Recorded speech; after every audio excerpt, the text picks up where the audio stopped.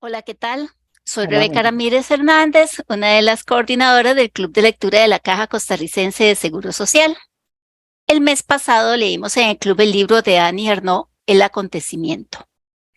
En este libro, bueno, con la lectura de este libro hemos tomado conciencia de la cantidad de lecturas que hemos hecho que han sido escritas originalmente en otras lenguas y a las que tenemos acceso gracias al trabajo de los traductores. En el caso de este libro que leímos, no vamos a tener a las traductoras de esta edición, pero invitamos a Lidia Vázquez Jiménez, quien es catedrática de Filología Francesa de la Universidad del País Vasco, especializada en traducción literaria, y es la principal traductora de Annie Ernaux, de la editorial Cabaret Voltaire.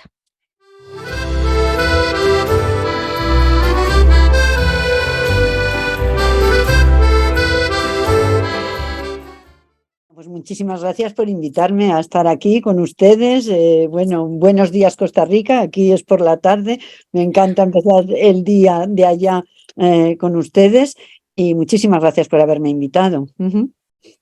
Bueno, para nosotros es un privilegio tener la oportunidad de leer a ciertos autores y eso se debe al trabajo de los traductores que los ponen en el idioma que podemos nosotros leerlos. Antes ni siquiera los mencionaban en los libros, pero ahora sí se les está dando el lugar que merecen. Eh, ¿Qué impulsa? Y esa es la primera pregunta que tengo por usted. ¿Qué impulsa que una persona se dedique a la traducción?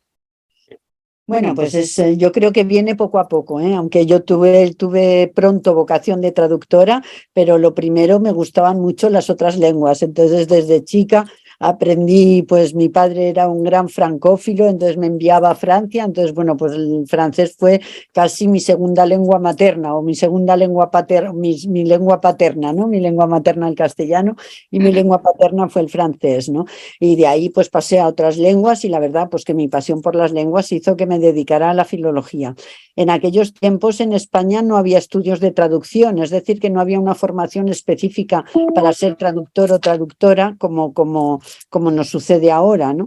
Entonces, bueno, pues estudié filología y ya en los estudios de filología descubrí que me encantaba traducir. Empecé traduciendo textos clásicos del latín, del griego, luego ya me pasé a la traducción de las lenguas modernas y bueno, y así fue. Es decir, que he hecho mi doble carrera desde ya estudiante, pues como profesora, luego me formé para ser profesora de filología, de literatura y de traducción, de literatura francesa y de traducción, y bueno, y me seguí formando un poco de forma autodidáctica como traductora, porque como digo antes no había estudios, pero bueno, pues he hecho traducción, llevo ya muchísimos años de traductora, ¿no? Y dando clases de traducción literaria en la Universidad del País Vasco, como has dicho, en Euskadi, sí.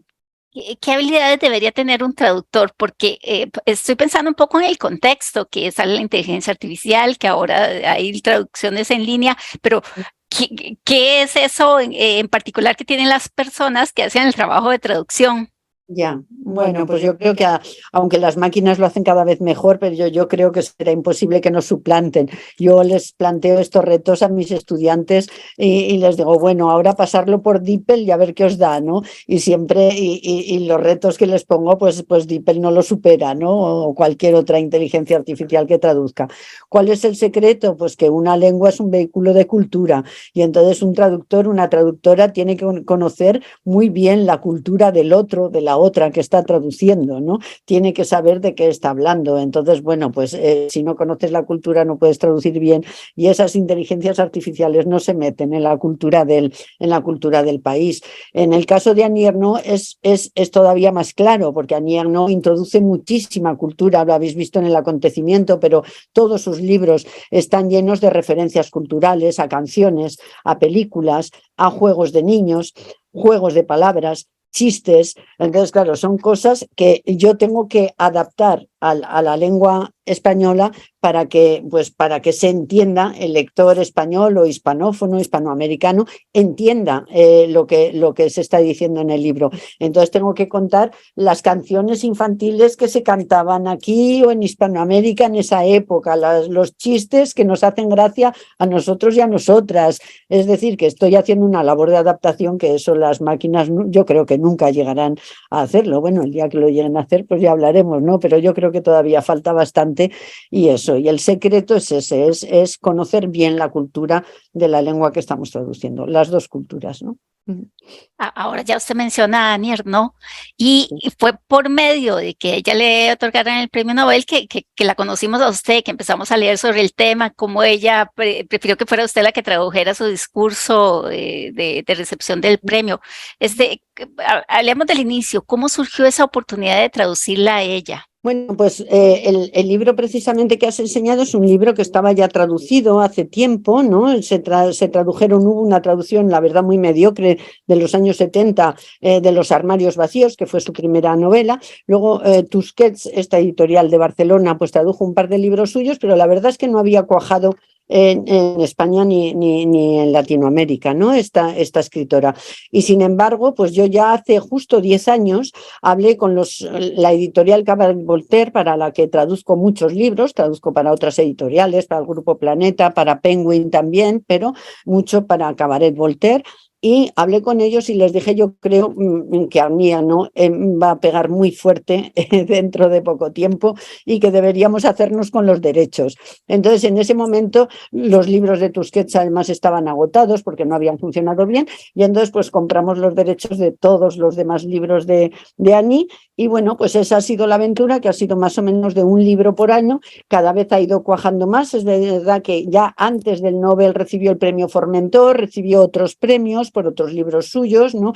En Francia el premio Renaudot con La Place, el lugar. Entonces todo esto le fue haciendo abrirse cada vez más y ser cada vez más conocida y entonces pues aquí empezaron a funcionar muy bien los libros de Annie Ernaux. Ya antes del Nobel, desde luego después del premio Nobel ha sido un gran boom, ¿no? Pero es una mujer que aquí por lo menos en España conozco menos bien el mercado latinoamericano, pero funciona mucho con las mujeres y con las mujeres muy jóvenes. Bueno, fui con ella, hicimos un viaje juntas a México, a la FIL, y en la fila había una cola inmensa de niñas, pero como de 14, 15 años, esperando a que ella les firmara los libros, algunos en francés, o sea que lo habían leído a veces en versión original, y que le preguntaban, yo quiero ser escritora como usted, ¿qué tengo que hacer para ser escritora como usted? Entonces es una mujer que llega muchísimo a las mujeres, pero yo creo que a las personas en general también, pero sobre todo a las mujeres, y luego a las generaciones jóvenes, a mis estudiantes les encanta Annie Ernaux, o sea que ahí ha habido un salto generacional y las jóvenes son las que más están leyendo ahora Annie Ernaux, las que están animando esos clubes de lectura como el de ustedes y donde se discuten muchísimo yo estoy todos los días conectándome con clubes de lectura y a veces de niñas, pues de adolescentes que están entusiasmadas con los libros de Annie, ¿no? Casualmente el club de lectura de nosotros es intergeneracional, entonces teníamos personas muy mayores que de pronto estaban un poco asustadas por la temática y la forma de tratarla a la autora, y otras se sentían muy identificadas y les fascinaba que se hablara de estos temas así directamente, les gustó mucho la lectura. Bueno, es que es un libro duro. Todos los libros de Annie Ernaux son duros, porque ella habla de ese aborto que tuvo que sufrir ella, en el que casi muere porque sufrió una septicemia por las condiciones en las que se lo tuvieron que practicar, ¿no? Era un aborto clandestino porque el aborto era ilegal en Francia, en España y en muchísimos países en aquella época, ¿no?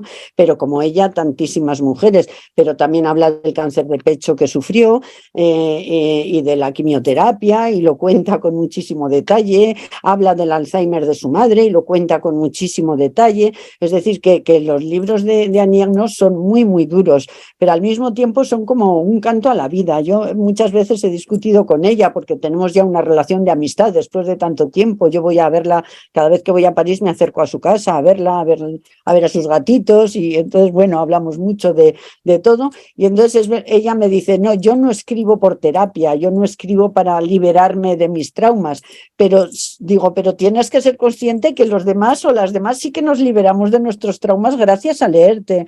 Es decir, que me parece que aunque sean libros duros, pues el hecho de que otra mujer haya tenido que pasar por lo que pasó Annie en el acontecimiento, es decir, este aborto que tuvo que sufrir ella, pues otra mujer que haya vivido eso y crea que está sola en la vida, de repente leer ese libro le tiene que animar muchísimo, porque dice, bueno, no fui yo sola, ¿no? Y como eso, pues lo mismo sucede con el cáncer cáncer de pecho, con el Alzheimer de nuestros mayores, cuando los tenemos que cuidar y es tan difícil. Y luego son temáticas pues muy femeninas que me parece muy bien. O sea, también tiene un libro solo sobre las compras en el hipermercado. Bueno, pues entonces esto, como dice ella, la gran literatura, que es la literatura de hombres, ¿no? Pues entonces estos temas nunca se han tocado porque son temas de mujeres, ¿no? Y la temática de la gran literatura es una temática muy masculina. Y entonces ella está tocando temas que no se habían tocado nunca. Pues un aborto sí, pero además os lo voy a contar con todos los detalles para que sepáis por lo que se pasa, para que no se piense que es una cosa de me voy a abortar y vuelvo y aquí no ha pasado nada, sino que es una cosa muy traumática, ¿no? La mujer que lo tiene que sufrir es tremendo. Lo mismo con el cáncer de pecho y el tratamiento, lo mismo cuando tengo que ir al supermercado, o lo mismo del libro de la mujer helada, cuando cuenta que ella tenía muchísimas aspiraciones en la vida, de repente se casa, tiene 2 hijos, tiene que cuidarlos y tiene que sacrificar su vida profesional y sacrificarlo todo por dedicarse a hacer comidas y cenas para las 3 personas que tiene en su casa, ¿no? Entonces, todas estas temáticas yo creo que estaban ausentes de la literatura, de la gran literatura, y Annie Ernaux las ha introducido en la gran literatura, ¿no? Ahora esos libros que hablan del supermercado y de esas cosas de mujeres, pues resulta que están en el premio Nobel, ¿no? Entonces, solo por eso ya me parece un gran triunfo de todas las mujeres del mundo, yo creo. Sí, porque es esa maravilla de leer algo en donde nos vemos, en donde nos Eso. encontramos, que no ha sido lo habitual. Eso es, eso es. Yo cuando hablo también de Annie, ¿no? Que ella, bueno, hablamos, yo me considero feminista, ella se considera feminista, pero no es ese feminismo de Simone de Beauvoir, de somos maravillosas, somos perfectas y estamos por encima de todos los problemas, ¿no? Y este es un feminismo como de la calle, ¿no? Como de todo, no somos perfectas, tenemos un montón de problemas, a veces tenemos que dejar de trabajar aunque no queramos porque tenemos que ser madres, a veces pues tenemos que aguantar a un marido que es muy machista y que no nos ayuda a nada, pero lo tenemos que aguantar porque tenemos a los niños chicos y los tenemos que criar juntos, etcétera, etcétera. Entonces, todas esas contradicciones que por muy feministas que seamos, la vida no es nada fácil y no siempre tenemos que hacer lo que queremos, ¿no? Sino lo que podemos. Pues ese postfeminismo a mí me parece también muy interesante, ¿no? Porque Simone de Beauvoir es muy importante para todas nosotras y para ella también le marcó muchísimo el segundo sexo, pero pues ahora tenemos que pasar a otra cosa, ¿no? Y en ese sentido me parece también muy didáctico desde el punto de vista feminista. Todos esos elementos culturales de la experiencia de vida de ella son muy importantes en el proceso de traducción, pero hablemos un poquito de su registro, de su lengua propiamente, de su forma de escribir, Ya. porque ella proviene de una región del norte de Francia, ella no es parisina, no obstante estudió filología francesa, entonces es una experta en su lengua. Bueno, eso es, o sea, por una parte, yo muchas veces, o sea, cuando hablo con mis alumnos, mis alumnas, también doy clases de literatura comparada y entonces les enseño un dibujo de Dalí muy raro y digo, perdón, para dibujar así de raro como Dalí, o así de mal, si queréis, si no lo entendéis, primero hay que haber hecho bellas artes y saber dibujar maravillosamente bien. Y luego ya uno dibuja como quiere, ¿no? Porque sabe todas las formas. Pues en el caso de Annie Ernaux es un poco lo mismo. Quiero decir que Annie Ernaux conoce perfectamente toda la literatura francesa y no solo francesa, pero bueno, pues es una gran admiradora de Virginia Woolf, es una gran admiradora de Proust, es una gran admiradora de los grandes escritores y las grandes escritoras francesas que conoce a la perfección porque ha sido profesora muchos años de literatura francesa, como has dicho, pero ella escribe de forma distinta, porque es lo que dice ella, yo para escribir como los de antes, para eso no escribo. La escritura tiene la creatividad, el arte tiene que ser siempre un proceso de innovación. Entonces, pues ya hubo nueva novela en la época del Nouveau Roman, pues entonces yo ahora no puedo escribir novelas porque ya se han escrito todos los tipos de novela. Tengo que escribir otra cosa, ¿no? Y esa otra cosa, pues es lo que ha descubierto ella, que yo creo que es un nuevo género, que ella misma define define como socioautobiografía, es decir, que sus escritos son autobiográficos porque habla de sí misma, menos las dos primeras obras que son Armarios vacíos y Lo que dicen ellos o nada, que son dos novelitas, pero bueno, que también son autobiográficas, pero la protagonista no se llama igual, ¿no? En la primera se llama Denise y en la segunda se llama Anne, que ya se va pareciendo más a Annie, ¿no? Y luego ya es Annie, ¿no? La protagonista de sus obras, ¿no?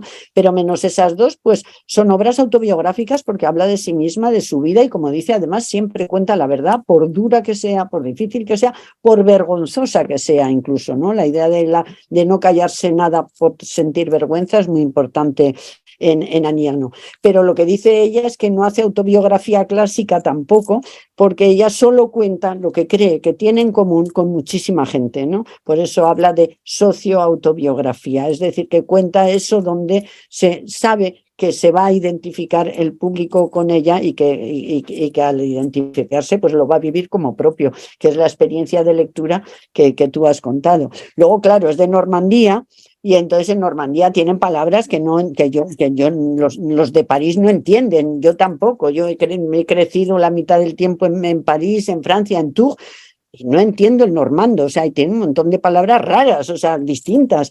Entonces, bueno, pues menos mal que hay algún diccionario francés, normando, francés, que me da pistas, y si no, le tengo que preguntar. Entonces, pero eso ella lo hace adrede. Introduce normandismos o regionalismos, introduce la forma de hablar de los obreros, de los clientes, porque su padre tenía un barito pequeñito y entonces a donde iban los obreros a emborracharse los fines de semana y eso, y introduce esa forma grosera de hablar de esos personajes muchas veces, ¿no? Y introduce la forma de hablar popular de las mujeres que iban a comprar a la tiendita, al colmado de su madre, y entonces todo ese lenguaje muy popular pues también es un lenguaje que no estamos muy acostumbrados a leer en la literatura de hoy, ¿no? O en la literatura noble. La novela de los armarios vacíos es particularmente difícil de entender en francés y muy difícil de traducir al castellano, al español, ¿no? Pero bueno, pues eso también a mí me divierte, ¿no? Lo de buscar. Y luego, pues como tengo, gracias a Dios, un contacto con ella, pues muy cercano, pues siempre que no entiendo algo, pues le escribo, le mando un WhatsApp, ella es de WhatsApp y así, o la llamo y le digo, Ani, ¿qué quieres decir con esto? Que no lo entiendo. Entonces ella me lo explica y entonces yo ya encuentro la traducción. O sea que ahí tengo ayuda por su parte también, sí. Imagino que cuando ya está haciendo la traducción de esos términos no habituales o que corresponden a ciertos estratos sociales y demás, tiene que buscar una contraparte en el español para Bueno, que la claro. persona que lo lee en español también reciba el mismo efecto. Claro, pero no es fácil, porque claro, digo, bueno, a ver, Normandía, norte de Francia, digo, bueno, pues pongo un gallego, pero no puede ser, no puedo poner a un gallego viviendo en Normandía. Entonces tengo que buscar eso, tengo que buscar términos populares, pero que sean más universales, claro, que los términos normandos, ¿no? Y entonces hay juego. También intento, aunque sé que es difícil, porque una cosa es nuestro castellano y otra cosa es el de ustedes. Entonces intento a veces, pues, que sean palabras que se entiendan, eso también en Latinoamérica, ¿no? Que no solo sean palabras, porque a lo mejor encuentro una palabra popular, pero que entendemos en Euskadi o en La Rioja, pero no en Andalucía y no en Costa Rica. Entonces, también intento, así como ella son términos más particulares, yo intento encontrar los populares, pero más universales para que sea más legible el libro, claro. Hablemos ahora del efecto que produjo la entrega del Nobel, porque si bien es cierto ya había alcanzado otros premios importantes, es con esto que se universaliza, que la reconocemos en todos los países en Latinoamérica y empezamos a leerla y a buscar sus libros.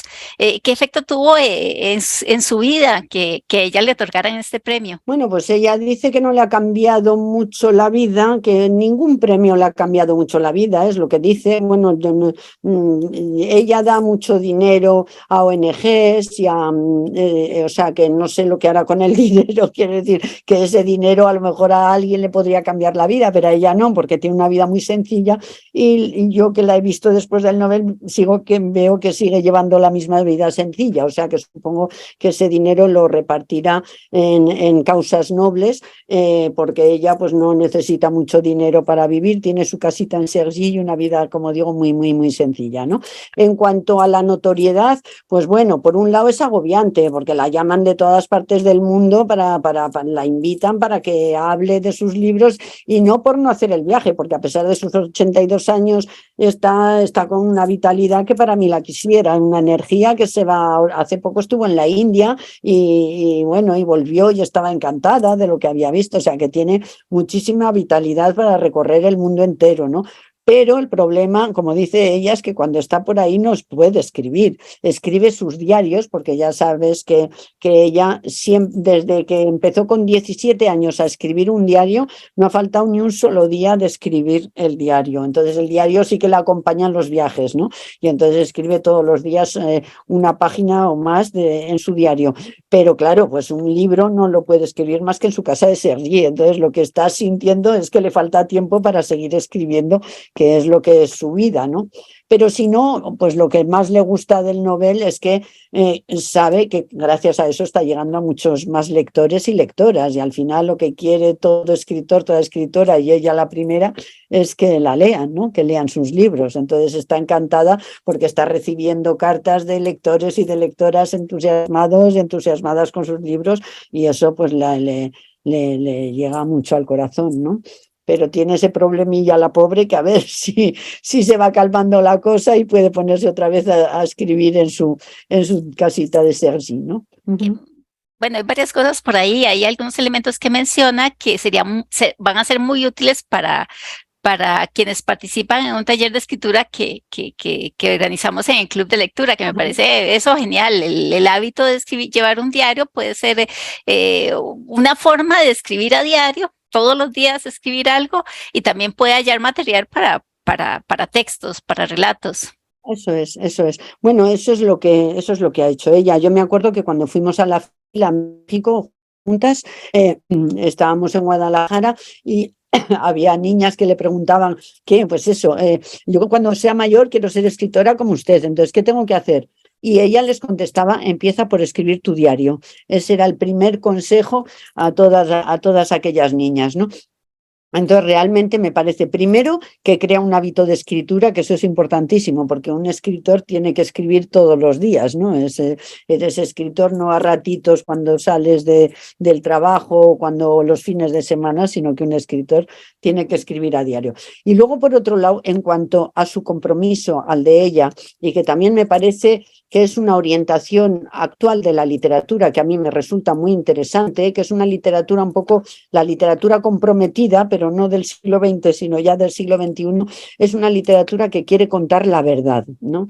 Y entonces, ¿cómo contar esa verdad? Porque cuando ella habla de sí misma, si yo ahora cuento, yo no escribo diario, ¿no? Si yo ahora intento acordarme de mí misma cuando tenía 20 años y lo cuento, lo estoy contando desde mi perspectiva de ahora, porque no me acuerdo de cómo era yo con 20 años, ni de mis sentimientos, no me acuerdo de eso. Sin embargo, ella tiene su diario donde tiene apuntado esa Annie Ernaux bueno, que no se llamaba Ernaux, que se llamaba Duchenne, ¿no? Pues esa Annie de 20 años, que los sentimientos que tenía, porque está escrito en el diario. Entonces, eso a ella le sirve de material para intentar acercarse lo más posible a la realidad de esos hechos pasados, a veces de muchos años, que ella nos está contando ahora, ¿no? Entonces, no es que se acuerde, es que los revive. Es distinto el recuerdo de Proust del revivir de Annie Ernaux, ¿no? Annie Ernaux es que revive lo que le sucedió gracias al diario, que es una especie de poción mágica que le hace volver a sentirse esa Annie de los años pasados, ¿no? Entonces, eso me parece muy interesante para el taller de escritura. Primero eso, coger el hábito de escritura con el diario, y luego es una forma de preservar la verdad de entonces, ¿no? Si la queremos contar después.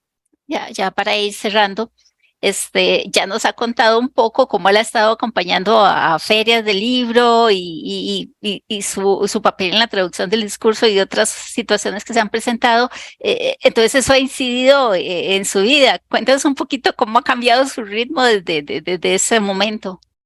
Bueno, el mío también ha cambiado, no tanto como el de ella, porque el premio Nobel es el suyo, pero eso, pues tengo que atender muchísimo a los medios, porque claro, ella no puede, claro, no puede estar aquí hablando con ustedes, entonces tengo que estar yo.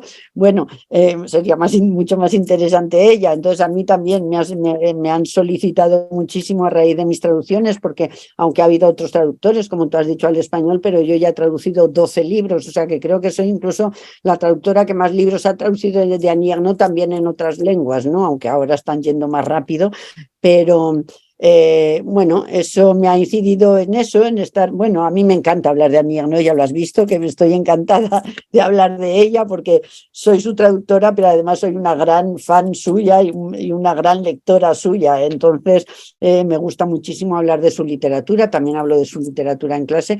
Y luego, pues, me ha cambiado la vida porque me ha hecho, no sé, como traductora me siento más importante por el hecho de traducir una obra tan importante y de hacer que llegue a mucha gente, ¿no? Porque me parece que sí que la obra de Annie Ernaux tiene que llegar a la mayor gente posible, entonces que yo participe un poquitín de eso, pues me hace sentirme más importante. Lo que tú decías, que antes ni se ponía nuestro nombre en los libros, éramos invisibles, ¿no? Los traductores, bueno, pues ahora somos un poquito más visibles, pero siempre estamos ahí detrás de forma anónima, que me parece que es donde tenemos que estar, ¿no? Pero de vez en cuando que se nos suba un poco el ego diciendo, jo, pues a esta persona la conoce más gente gracias a mí, pues eso siempre viene bien, ¿no?